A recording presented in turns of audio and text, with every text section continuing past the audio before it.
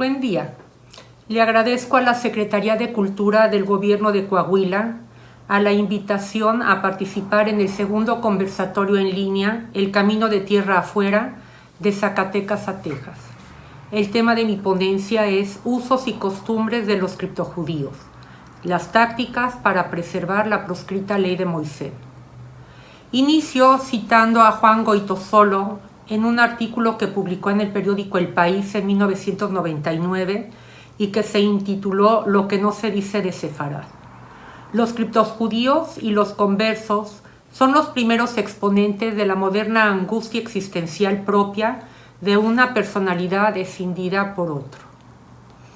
El marco teórico del cual parto es el texto de Michel de Certeau, La invención de lo cotidiano, artes de hacer. Michel de Certeau consideró que los usos de los individuos y grupos que daban a la representación social y a los modos del comportamiento social a través de tácticas disponibles para el hombre común tienen el objetivo de reclamar su propia autonomía ante las fuerzas omnipresentes de la política y de la cultura, es decir, ante las estrategias del poder. Ante las disposiciones del Estado, el otro encuentra mecanismos que él denomina tácticas para mantener su propia identidad, subvirtiendo a la entidad hegemónica que a través de estrategias de dominación intentan imponer su propia cosmovisión. Y este fue el caso de los criptojudíos coloniales que a través de prácticas cotidianas secretas, sobre todo ante los ojos de las autoridades novohispanas y la persecución de la Inquisición, intentaron mantener vivo su vínculo con la proscrita ley judía, es decir, lo que se denominó la ley de Moisés. La ruta de esta charla parte de lo siguiente. Número 1, definición de los conceptos. 2, la descripción de la práctica secreta del judaísmo. 3, contra la herejía, el edicto de fe. Los criptojudíos novohispanos tras 3 siglos de persecución y como conclusión la persistencia de una identidad hasta nuestros días. Parto de definir conceptos para que tengamos una base en común de denominación. Los términos peyorativos para designar a los conversos, a los cristianos nuevos y en particular a aquellos cristianos nuevos que en secreto guardaron el judaísmo, a nivel popular fueron marrano. Por supuesto, la implicación tiene que ver con el cerdo, que es el alimento prohibido para los judíos, y en Palma de Mallorca se les denominó chuetas.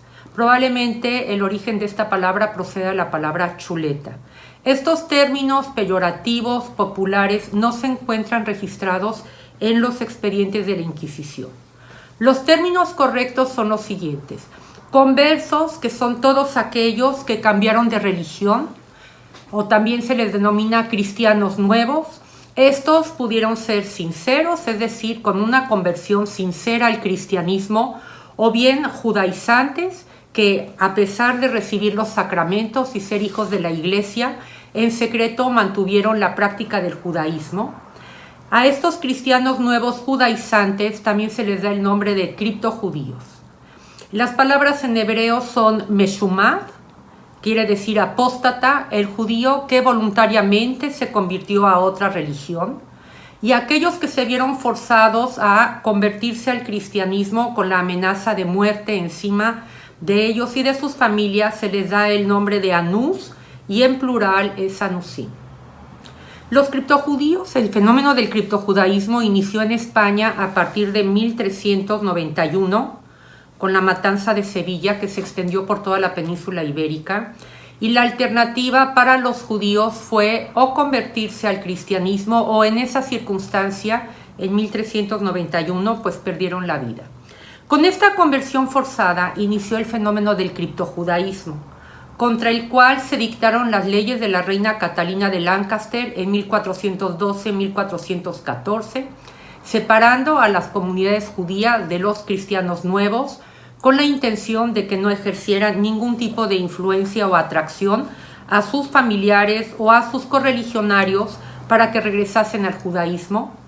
Posteriormente, en 1479, el gobierno español va a hacer gestiones para establecer el Tribunal del Santo Oficio en España para perseguir a los cristianos nuevos acusados de herejía, es decir, la práctica secreta del judaísmo, la vinculación con la ley de Moisés, se consideró una herejía y finalmente en 1492 se dio el edicto de expulsión para todos aquellos judíos que pretendían mantenerse dentro de su fe y se les dio un plazo de 3 meses para que abandonaran España.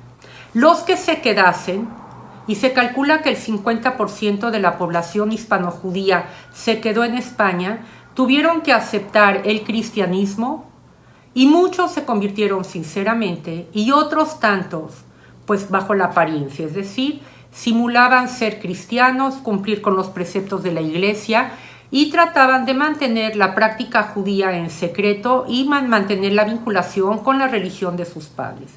Este fenómeno pues, se va a dar también en las colonias hispanoamericanas, que a pesar de haber prohibido la llegada de cristianos nuevos al nuevo continente, pues estos, tratando de huir de la Inquisición, buscando otros horizontes, particularmente la práctica libre de su religión, pues buscaron las maneras de llegar a México, a la Nueva España, o llegar al virreinato del Perú. Sin que entremos a hablar de este fenómeno y sin hablar directamente de la Inquisición y el proceso, el auto de fe, esta charla se va a concentrar en la práctica secreta del judaísmo desde el nacimiento hasta la muerte. Está dividida en 2 partes. La primera parte voy a describir cómo fue esta práctica y la segunda parte es darle lectura a un edicto de fe en donde nos vamos a percatar el conocimiento profundo que tenían las autoridades inquisitoriales del judaísmo, de las costumbres, de las prácticas, y vamos a ir viendo cómo se les va a describir. Parto de una cita textual de una de las investigadoras en México sobre la historia de los criptojudíos, la doctora Alicia Gochman de Bacal, quien tiene un texto que se denomina Historias no escritas, los judíos en México, y entonces esto es una cita textual de su escrito. Lo primero, que vos y vuestras familias no debéis comunicaros con esos portuguesillos mercaderes, rabinos, ni admitir sus visitas, ni las de sus mujeres, para que no descubran la ley que guardáis, y os perderéis si no la tenéis en vuestro corazón muy secreto. Segundo, no menosprecéis al Dios de los cristianos, sus santos y ceremonias, porque todos sienten el menosprecio de su Dios y de su ley, y no aventuréis a ser descubiertos, y en ello no haréis servicio a Dios. Tercero, no haréis ceremonias de la ley de Moisés, porque son hechas con imperfección, y por ello no son del servicio de Dios, como es guardar los sábados. Las creencias fundamentales de los criptojudíos son las siguientes. Dios es uno, creador del universo, omnipotente, omnipresente, omnisciente, invisible e indivisible, justo y misericordioso. El Mesías habrá de llegar. Esto se encuentra, son los 13 preceptos de la ley que fueron categorizados por Maimónides en España en el siglo XI-XII, y esto es, por ejemplo, uno de los textos que se van a encontrar, que la Inquisición va a encontrar escondidos en el ala del sombrero de Luis de Carvajal el Mozo, que es uno de los procesos de la Inquisición más importantes del ramo en México. Los criptojudíos rechazaron los dogmas cristianos, es decir, el rechazo a la divinidad de Jesús, rechazo que fuera el Hijo de Dios y que fuera el Mesías. Se rechazaron las creencias cristianas incompatibles con el judaísmo, tales como la Santísima Trinidad, la Inmaculada Concepción, la necesidad del bautizo para la salvación del alma o el misterio de la reencarnación. Tampoco tuvieron devoción a santos y a mártires.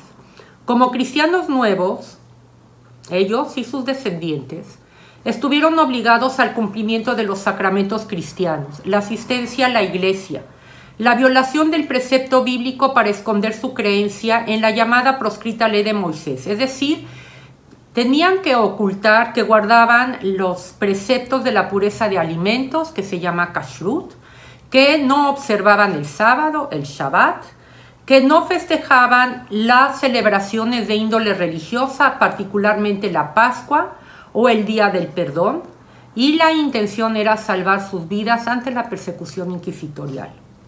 Consideraron todas estas transgresiones como pecados graves y por lo tanto establecieron sistemas de penitencia. Solían ayunar los días lunes y jueves, que son los días de la semana, además del sábado, en que se lee el Pentateuco en el servicio en la sinagoga. Y entonces ayunaban todo el día y en la noche se alimentaban de verduras.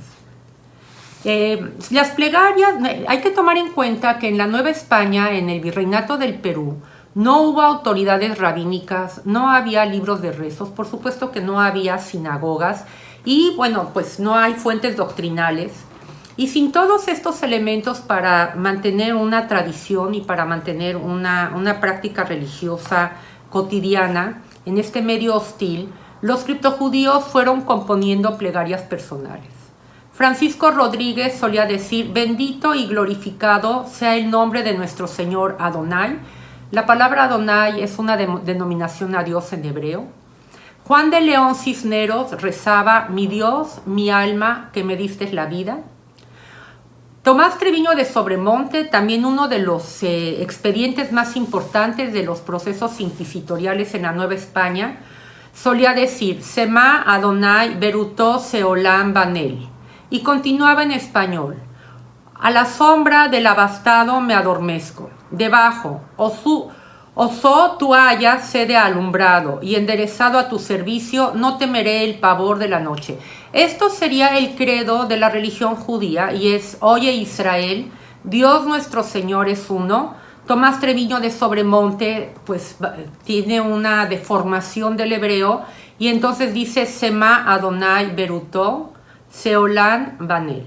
Al lavarse las manos, Treviño de Sobremonte decía esta plegaria: bendito sea el poderoso Adonai, que en las enseñanzas me enseñaste a lavarme las manos, boca y ojos, que te alaban y para servir en loor y honra del Señor y en la ley de Moisés.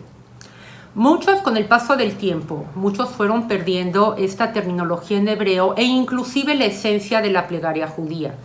Y entonces empezaron a recitar el credo sin mencionar a Jesús o a la Virgen María, y poco a poco se fueron incorporando elementos de los rezos cristianos.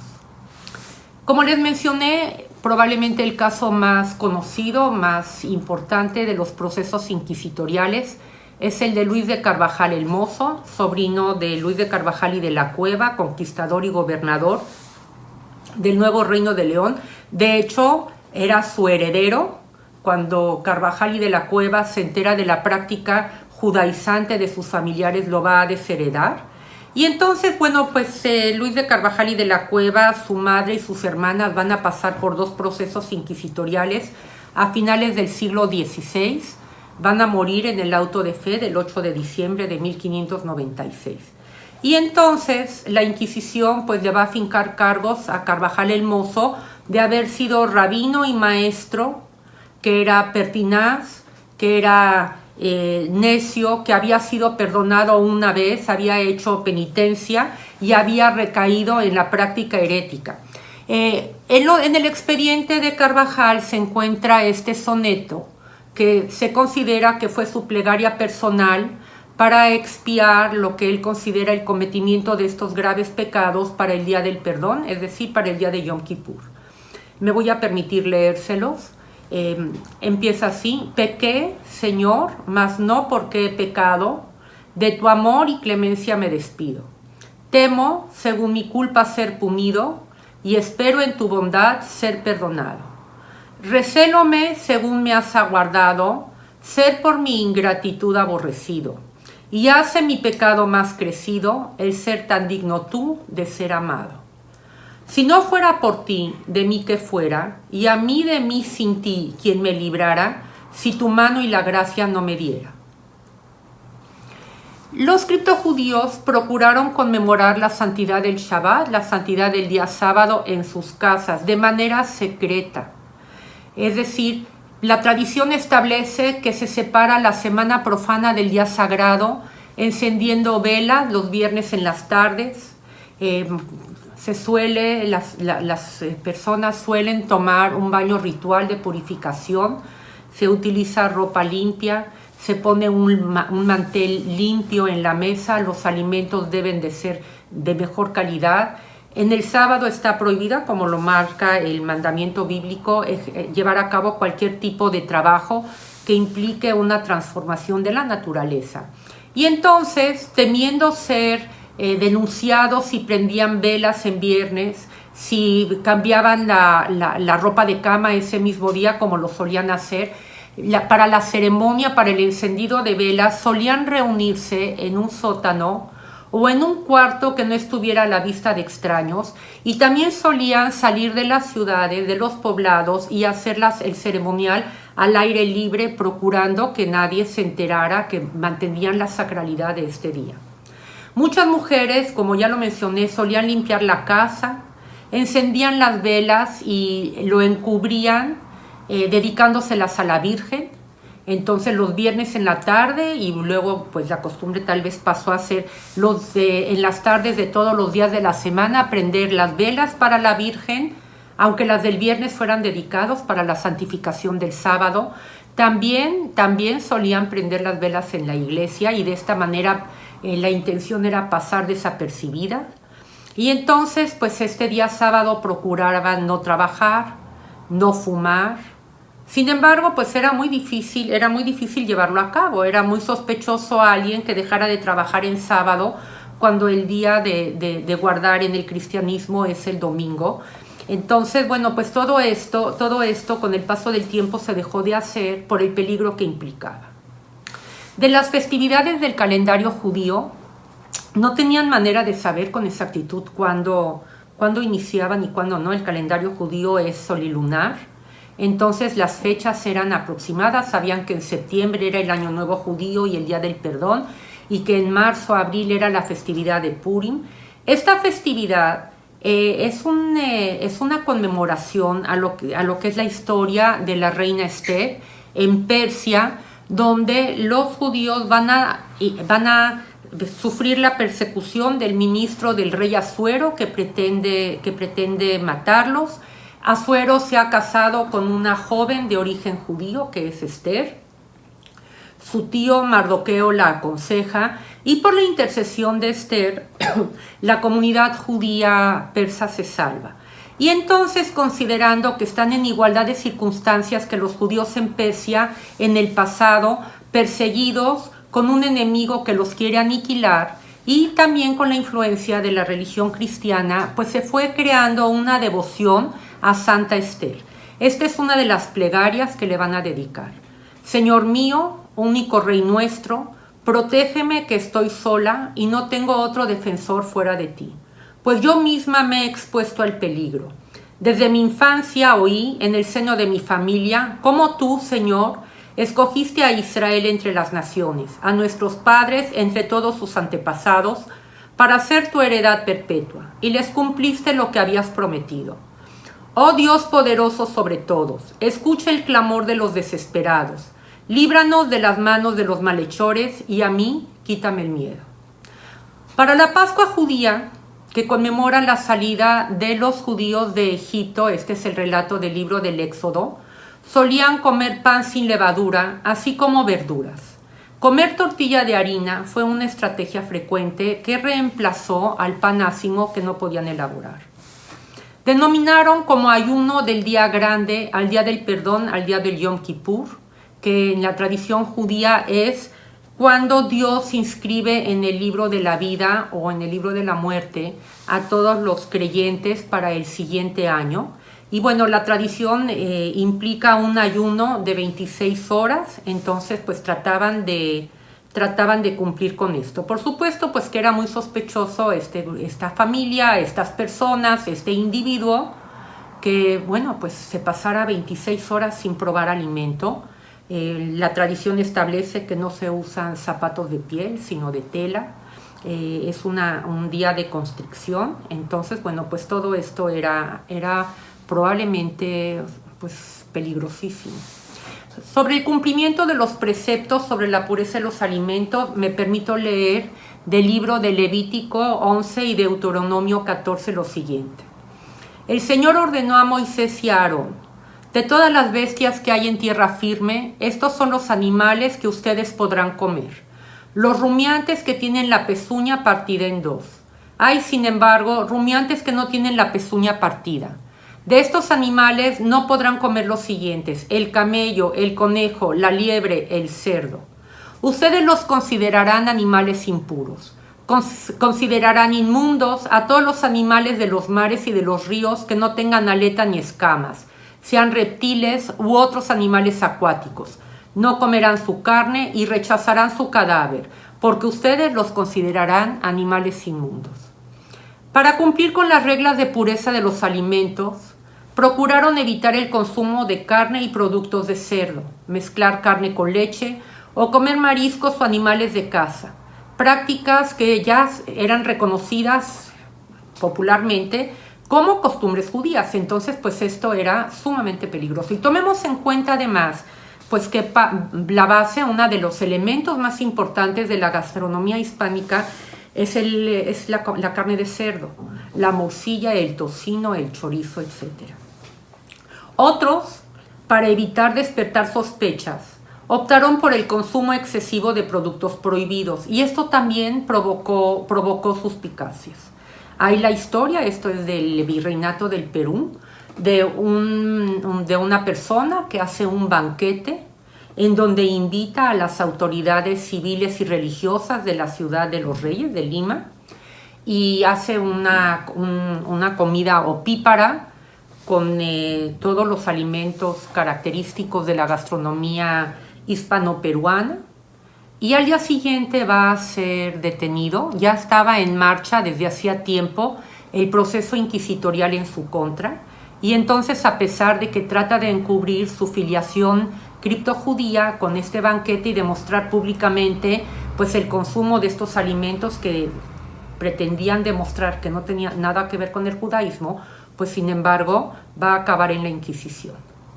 Respecto al trato al cuerpo, la práctica de la circuncisión, que se tiene que llevar a cabo al 8º día del nacimiento de un niño, pues representa el compromiso de conservar la fe mosaica y la esperanza de cumplir con el pacto de Dios como lo había hecho el patriarca Abraham.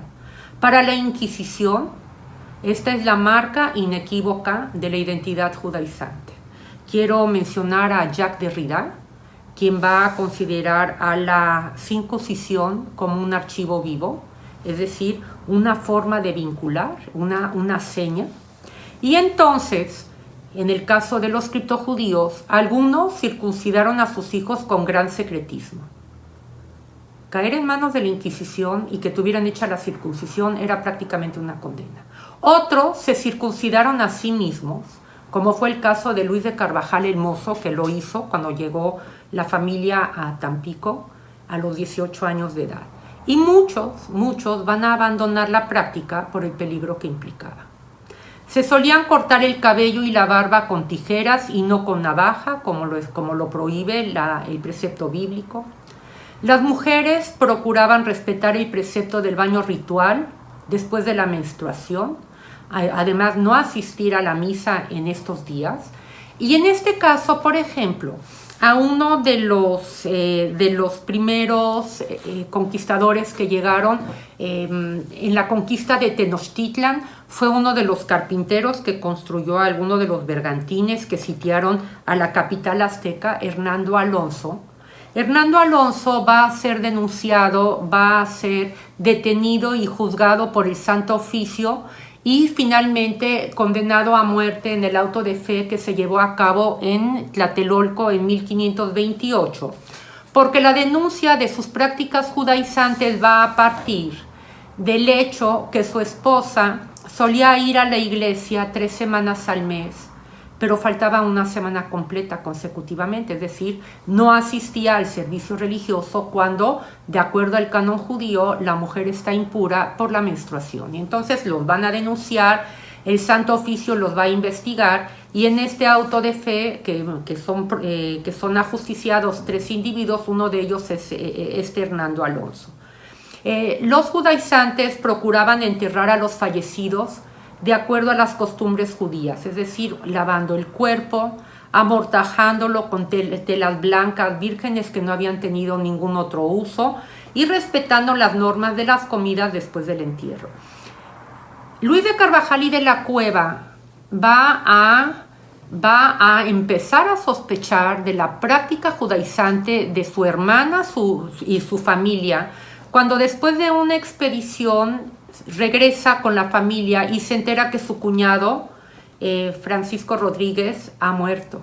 Y cuando empieza a preguntar cómo se le enterró, cómo fue el sepelio, y se le empieza a describir la manera en que este fue sepultado, pues se percata que la familia es judaizante y que corre él mismo un gravísimo peligro. Más tarde, su sobrina Isabel de Andrada lo va a confrontar, le va a exigir que regrese a la práctica de sus ancestros, y el gran pecado, el gran delito que va a cometer Luis de Carvajal y de la Cueva es que, como buen cristiano, tenía la obligación de denunciar a su familia ante las autoridades inquisitoriales. No lo hace, rompe su relación con la familia, quienes abandonan el nuevo Reino de León, se van a dirigir a la Ciudad de México y eventualmente a Taxco, pero nunca los denuncia. Y finalmente, cuando entra en un conflicto con el virrey, unos límites entre el nuevo Reino de León y la Nueva España, va a ser investigado, y entonces se va a descubrir no solo el origen de la familia, sino que él no lo denunció en su momento. Y entonces él empieza a sospechar cuando le dicen cómo murió Francisco Rodríguez de Matos. Esta es una somera descripción de las prácticas. Quisiera que se imaginen pues lo que implicó el peligro de llevarlas a cabo en el transcurso de los 3 siglos de la vida colonial. Contra esta herejía, contra la herejía, la Inquisición va a estar publicando edictos de fe, en donde va a describir detalladamente las diversas costumbres y comportamientos que indicarían las prácticas heréticas de aquellos que, estando bautizados, pues cometían estas transgresiones. Y la denuncia de individuos que llevaran a cabo estas prácticas los llevarían ante el Santo Oficio. El tiempo de publicación de los edictos coincidía con el inicio de la Cuaresma, y el espacio de publicación era en el interior de las iglesias, aunque se pregonaban en espacios públicos. Era obligación del buen cristiano denunciar a los sospechosos, así fueran sus padres, su cónyuge, hermanos, vecinos. En el caso de Tomás Treviño de Sobremonte, testimonio en contra de él, fueron llevados sus hijos para que testimoniaran las prácticas del padre. A quienes, conociendo el delito, no cumpliesen con la obligación, se les acusaba de ser encubridores de herejes, se les excomulgaba, se les maldecía y se les castigaba. Y me voy a permitir nuevamente leer textualmente el documento. Empieza así: mandan los señores inquisidores apostólicos de la provincia que todos los moradores, estantes y habitantes de esta ciudad o villa vayan mañana domingo a la iglesia mayor de ella a oír la misa mayor o sermón y el edicto de la fe que se ha de leer, y lleven consigo sus hijos de 12 a arriba años, pena de excomunión mayor, y que se procederá contra los que no lo cumplieran. Mándese pregonar para que venga a noticia de todos. Y en el catálogo inquisitorial de los comportamientos judaizantes tenemos lo siguiente, y esto, yo he hecho las categorías, las voy a mencionar, pero el texto es tal como viene. Entonces, a nivel de creencias, textualmente se dice: si sabéis o habéis oído decir que algunas personas hayan dicho o afirmado que Jesucristo no es Dios sino profeta, y que no nació de Nuestra Señora siendo virgen antes del parto, y en el parto y después del parto. O si esperasen el Mesías, o dijeran que el Mesías prometido en la ley no ha venido, y que habrá de venir, esperándolo para que los saque del cautiverio en que dicen que están, y que los llevará a tierra de promisión. Rezando oraciones judaicas, alzando y bajando la cabeza, volteando a la pared, y antes de que las recen, lavándose las manos con agua, vistiéndose vestiduras de sarga, estameña o lienzo, con ciertas cuerdas o correhuelas colgadas de los cabos con ciertos nudos. Este es el manto de rezo, en hebreo se llama talit, que se pone encima el creyente a la hora del servicio religioso. O si rezasen los salmos de David sin gloria patri, o si trajeran escritos judaicos, o que hayan comido carne en Cuaresma y en otros días prohibidos por la Santa Madre Iglesia, sin tener necesidad para ello, teniendo y creyendo que lo podían comer sin pecado. O si alguno ha dicho que tan buena es la ley de Moisés como la de nuestro Redentor Jesucristo, o si algunos se han ido a tornar judíos. Respecto a la higiene personal, a la vida cotidiana, lo que establece estos edictos de fe es lo siguiente: o si se cortan las uñas y puntas de los cabellos, guardándolas o quemándolas; o si alguna mujer guardara 40 días después de parir sin entrar en el templo por ceremonia de la ley de Moisés. Con respecto al ciclo de vida, es así: o si cuando nacen las criaturas las circuncidasen, o pusiesen nombres de judíos llamándolos así; o si les lavaran la cabeza después de bautizados, donde se pone el aceite y el bálsamo; o si algunos están casados a modo judaico; o si cuando está alguna persona, cuando está alguna persona en el artículo de muerte, le volviesen a la pared a morir, y muerto le lavasen con agua caliente, amortajándolo con lienzo nuevo, calzones, camisa y capa plegada por encima, poniéndoles a la cabecera una almohada con tierra virgen; o derramaran el agua de los cántaros y tinajas en las casas del difunto y en las otras del barrio, por ceremonia judaica, comiendo en el suelo, tras las puertas, pescado y aceitunas y no carne, por duelo del difunto, no saliendo de casa por 1 año, por observancia de la dicha ley; o si los enterrasen en tierra virgen o en osario de judíos.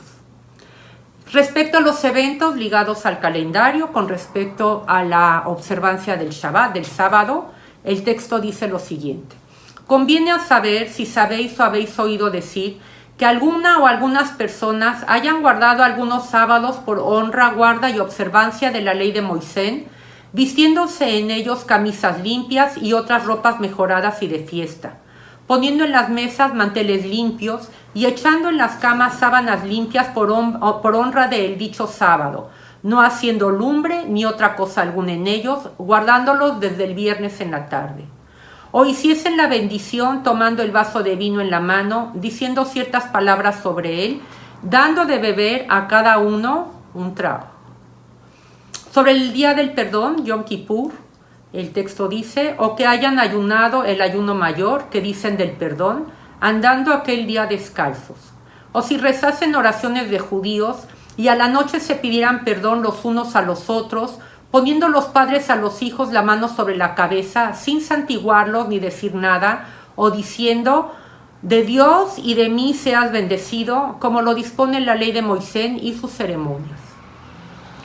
Con respecto al ayuno de esta festividad de la reina Esther, o la del 9 del mes de Av, del calendario hebreo que conmemora la destrucción del templo de Jerusalén, se dice: o si ayunasen el ayuno de la reina Esther, o el ayuno del Rebeazo, es el 9 del mes de Av, que llaman del perdimiento de la casa santa, u otros ayunos de judíos de entre semana, como el lunes o el jueves, no comiendo en esos días hasta la noche salida la estrella, y en aquellas noches no comiendo carne, y lavándose un día antes para los dichos ayunos.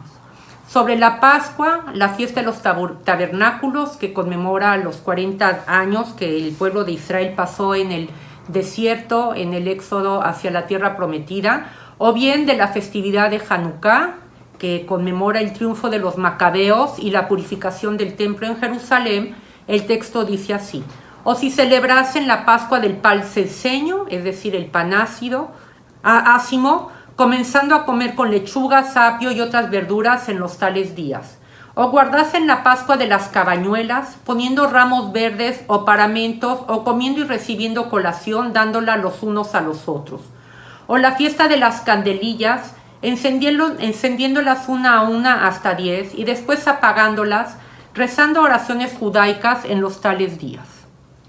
Respecto a la alimentación, establece así: o que hayan purgado o descebado la carne que han de comer, echándola en agua para desangrarla, o que hayan sacado la landrecilla de la pierna del carnero o de otra cualquier res, o que hayan degollado reses o aves que han de comer, atravesadas diciendo ciertas palabras, catando primero el cuchillo en la uña por ver si tiene mella, cubriendo la sangre con tierra. O si al tiempo que amasan el pan sacan de la masa una porción y la quemaran por sacrificio. O si bendijesen la mesa según costumbre de judíos. Termina el texto así: amonestamos, exhortamos, requerimos y mandamos a todos y cualesquiera de vosotros que supierais o que hubierais hecho, visto u oído decir que alguna persona haya hecho, dicho, tenido o afirmado algunas cosas de las arriba dichas y declaradas, u otra cualquiera que sea contra nuestra Santa Madre, la fe católica, y lo que tiene. Predica y enseña nuestra Santa Madre Iglesia Romana, así estén vivos, presentes o ausentes, como difuntos, sin decirlo a persona alguna, porque así conviene. Venid y presentaos ante nosotros personalmente a decirlo y manifestarlo, dentro de los 6 primeros días después de que esta nuestra carta haya sido leída y publicada, o si os enteráis de cualquier manera. Esta intolerancia, esta presión por parte de las autoridades, por parte de la Inquisición, por supuesto que a 3 siglos en el México colonial, pues prácticamente muchos van a haber abandonado las costumbres y muchos finalmente aceptaron sinceramente el cristianismo. Los criptojudíos tuvieron la intención de mantener la fidelidad al judaísmo y su pecado es que eran cristianos bautizados. La Iglesia consideró al criptojudaísmo, sus creencias y prácticas como una herejía. Por esta secrecía, por la clandestinidad de la observancia de rituales, la falta de maestros, de dirigentes, pues esta identidad se va a ir diluyendo. Navegaron contra 2 fuertes corrientes. Hacia el entorno exterior eran cristianos devotos y piadosos, parte de la sociedad novohispana. Hacia el interior de sus casas y sus conciencias, su vida diaria planteó el conflicto de cómo mantener su judaísmo y lograr sobrevivir sin ponerse ellos, sus familias y correligionarios en peligro de muerte. Y con esta presión y el estigma de haber tenido algún familiar procesado por la Inquisición, pues muchas de sus prácticas se van a mantener más bien como costumbres familiares. Así lo hacía mi abuelo, así lo hacía mi bisabuelo, esta es la práctica de mi familia. Vestigios del criptojudaísmo se encuentran en Belmonte, en Portugal. Se han encontrado prácticas, hay antropólogos que se han dedicado al tema en el sur de los Estados Unidos, en el Caribe, en Venezuela, también en España, en Portugal. Entonces, bueno, pues hay toda una serie de investigaciones que tienen que ver con folclore, que tienen que ver con estas costumbres y que tratan de encontrar estos orígenes. Para concluir, pues quiero cerrar estableciendo pues la persistencia de esta identidad. Una investigadora que se ha dedicado profundamente al tema es la doctora Shulamit Halevi de la Universidad Hebrea de Jerusalén, que en el transcurso de casi 10 años estuvo viajando por México, el noreste, Zacatecas, el sur de los Estados Unidos, el Caribe, Portugal, pues llevando a cabo toda una indagación para encontrar los vestigios de estas prácticas y de esta vinculación identitaria. Su disertación doctoral se denomina Descendientes de los Anusim, de los criptojudíos, en el México contemporáneo. Entrevistó a varias decenas de informantes que le dieron testimonio sobre las costumbres de sus familias. Y entonces su texto empieza con esta frase: somos católicos, querida, pero nuestro corazón es judío. Y ella establece lo que los padres criptojudíos dicen y sus hijos entienden.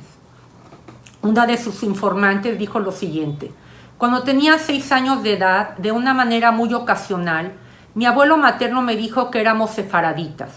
Pregunté lo que significa eso, y él me dijo que él era de los muchos judíos que habían salido de Portugal y de España, que había hace muchos años llegado para practicar el judaísmo, pero que habían sido forzados para no interferir en la vida espiritual de los católicos, pero él seguía manteniendo una noción que su vida era judía. Otro de sus informantes le dice así: mi abuela no comía puerco, pues decía que era un animal sucio. Solía encender velas los viernes al atardecer y cubría los espejos cuando alguien moría. ¿Por qué lo hacía? No lo sé. Hoy en día podemos hablar de identidad y prácticas en diferentes niveles. Primero, pues aquellos que mantienen viva la noción del origen, de la identidad, y mantienen algunas de las prácticas. En los testimonios de la investigación de la doctora Halevi, pues quienes dicen somos judíos, somos sefarditas, cristianos nuevos, gente de la nación, o somos sefarditas por los 4 lados. Quiero aclarar, sefarad es el término hebreo para denominar España. Puedes casarte solamente con los nuestros, solo se le reza a Dios Padre. Entonces, está la identidad y hay prácticas. En otros casos, persiste únicamente la noción de la identidad. Se conoce el origen de la familia, aunque la práctica religiosa sea cristiana, sin vestigio alguno de costumbres judaizantes. Por ejemplo, mi ancestra fue Constanza de la Garza, procesada por la Inquisición en el siglo XVI por ser judía. Sus descendientes llegaron al noreste de México. O bien, los miembros de la familia crecen sin conocer esta identidad y se suele revelar a una edad muy avanzada del patriarca, la matriarca de la familia, o bien en el lecho de muerte. Les voy a leer esto de Constanza de la Garza. Era legítima mujer de Pedro de Lepe, vecina en La Palma. Murió en la cárcel en las Islas Canarias en 1526. No llegó al auto de fe, pero sus restos fueron quemados. Y entonces, pues hay este testimonio de un descendiente que se llama Jake Garza o Joseph Garza, que dice así: sí, he hecho un montón de investigación, somos sefardíes y estos primos nuestros fueron condenados por la Inquisición en Canarias por ser judías. Somos originarios de Lepe en Andalucía. Los Garzas sobrevivientes huyeron y se asentaron en Nuevo León. En otro caso, no se conoce la identidad, pero quedan las prácticas, heredadas de generación en generación, sin que se tenga el conocimiento del origen. Esto lo va a recabar el doctor Ricardo Elizondo, quien en los años 70 llevó a cabo una investigación sobre usos y costumbres en el Reino de Nuevo León. El título de la obra es Los sefarditas en Nuevo León, reminiscencias en el folclore.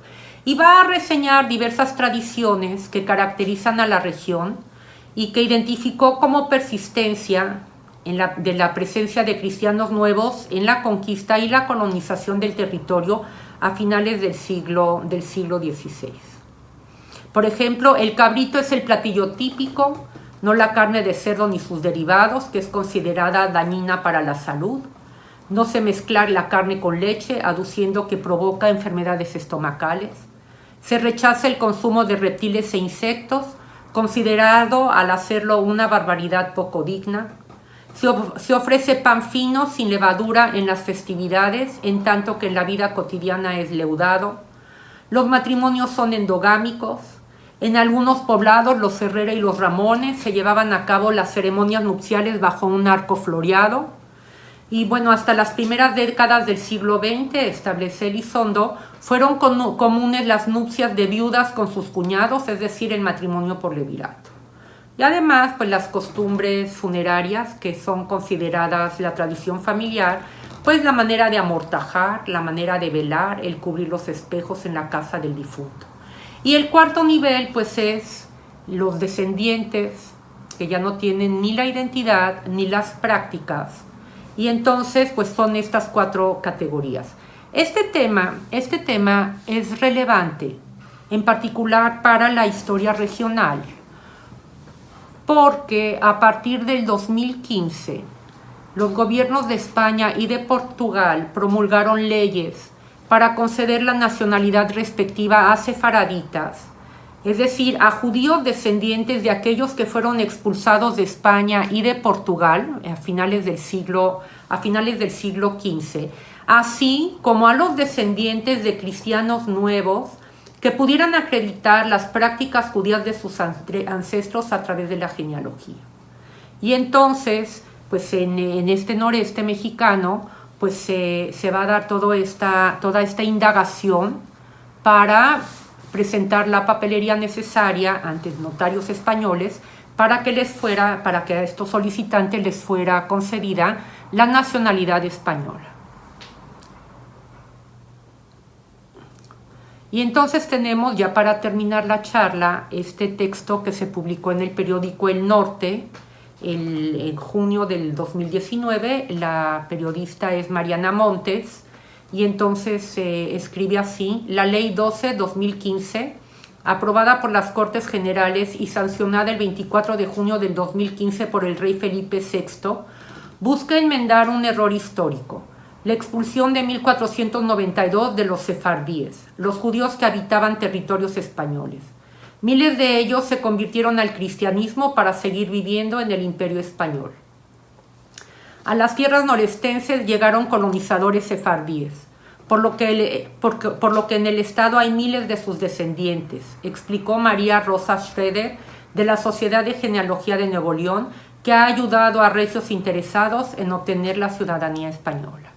Entonces, como vemos, pues es un tema vivo, vigente, ha cobrado nuevamente relevancia, y no solo tiene que ver con una identidad regional o con una historia particular de familias y de individuos, sino hoy en día pues el tema está otra vez vivo, con esta búsqueda de orígenes, y algunas de las personas pues de alguna manera conservan algunas costumbres, y les digo, encubiertas bajo el manto de que es una costumbre familiar, o bien algunos otros pues saben bien el origen de la práctica. Les agradezco mucho su atención, que estén muy bien. Gracias.